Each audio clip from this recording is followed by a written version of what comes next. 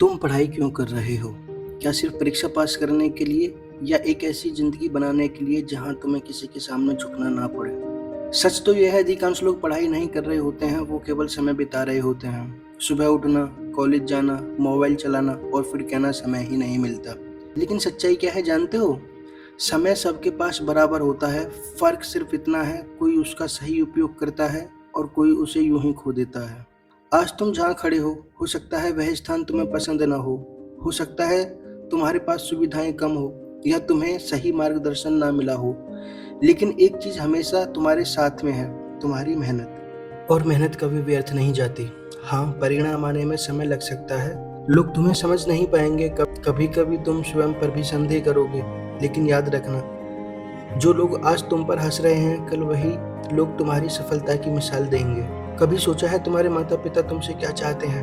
वे तुमसे पूर्णता नहीं चाहते, वो बस यह चाहते हैं कि तुम प्रयास करो पूरी ईमानदारी और लगन के साथ, और तुम एक छोटी सी असफलता से हार मान लेते हो। एक परीक्षा खराब क्या हो गई, तुमने खुद को ही कमजोर मान लिया।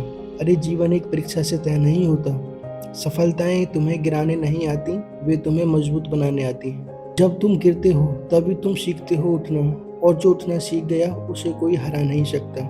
यदि आज तुम संघर्ष कर रहे हो तो समझ लो तुम सही मार्ग पर हो, क्योंकि आसान रास्तों पर भीड़ चलती है और कठिन रास्तों पर वही लोग चलते हैं जो कुछ बड़ा करना चाहते हैं। एक दिन आएगा जब तुम पीछे मुड़कर देखोगे और मुस्कुराकर कहोगे, अच्छा हुआ मैंने हार नहीं मानी। लेकिन वह दिन तभी आएगा जब आज तुम रुकना नहीं चुनोगे। मोबाइल को एक तरफ रखो, ध्यान भटकाने वाली चीजों से दूर रहो और अपने लक्ष्य पर केंद्रित हो जाओ। याद रखो, अनुशासन वह सेतु है जो तुम्हारे सपनों को वास्तविकता से जोड़ता है। प्रेरणा हर दिन नहीं मिलेगी, लेकिन अनुशासन तुम्हें हर दिन आगे बढ़ाता रहेगा। और एक और महत्वपूर्ण बात, तुलना करना बंद करो। तुम्हारी यात्रा किसी और जैसी नहीं, तुम्हारी गति अलग है, तुम्हारी कहानी अलग है। इसलिए खुद को प्रतिस्पर्धा करो।